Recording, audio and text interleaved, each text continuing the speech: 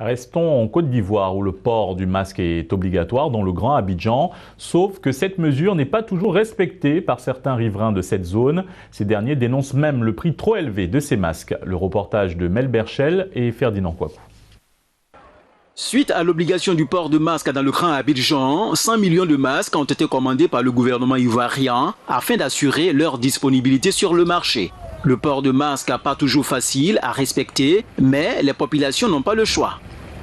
Je pense que tout le monde devait se mettre à porter le masque dès maintenant pour éviter le pire. Si on a sensibilisé et que ça ne marche pas, il faut songer à passer à la répression. Tous conscients de l'importance de ces mesures et de la menace de la pandémie, déplorent tout de même le prix de vente excessif du masque.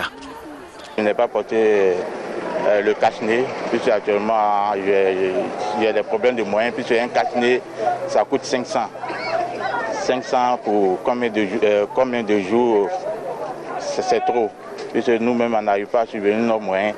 À quelques kilomètres d'Abidjan se trouve Grand Bassam, ville balnéaire inclue dans le Grand Abidjan. Ici, le port de masque est une autre réalité. À certains endroits, porter le masque engendre des disputes.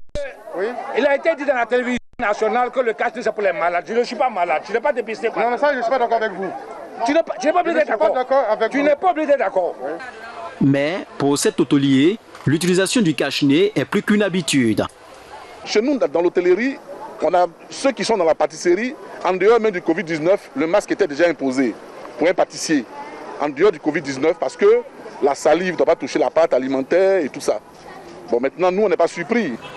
Parmi les autres mesures, le confinement obligatoire à domicile de toutes les personnes fragiles, notamment les personnes âgées et celles souffrant de maladies chroniques, la réduction des déplacements non essentiels, la mise en œuvre effective du télétravail et la réduction du nombre de passagers dans les véhicules de transport en commun et personnel.